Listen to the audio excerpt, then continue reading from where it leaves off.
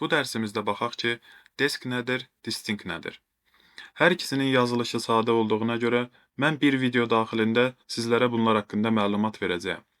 Desk cədvəllərimizin sütunlarının data tiplərini görmək üçün istifadə olunur. Desk employees. Burada desk də yaza bilərik, describe da. Yenə də eyni nəticə gəlmiş olacaq. Sorğu nəticəsinə baxsaq, name və type-ın olduğunu görürük. Name bölümündə sütun adları yerləşir. Type bölümündə isə həmin sütunların data tipləri verilib. Məsələn, employee ID number tipindədir.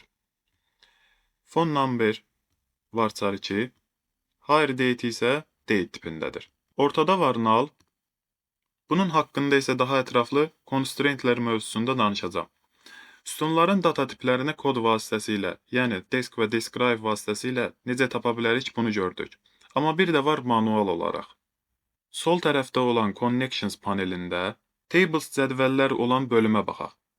Plusa klik etdiyimdə cədvəllərimi görə bilirəm. Buradan Employees-i tapıram. Və Employees cədvəlimə klik etdiyim zaman açılan pəncərədə sütun adlarını və onların data tiplərini görə bilərik.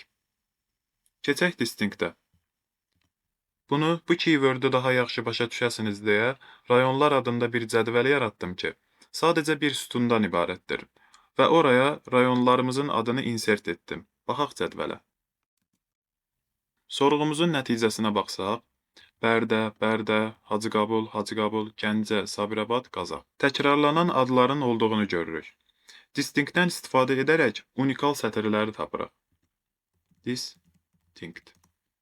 Sorğunun nəticəsindən də aydın şəkildə görünür ki, az öncəki 2 Bərdə, 2 Hacıqabuldan sadəcə biri gəlmiş oldu. Distinct-də tərif verəsi olsaq, təkrarlanan sətirlərdən sadəcə unikal olanları tapmaq üçün istifadə olunur.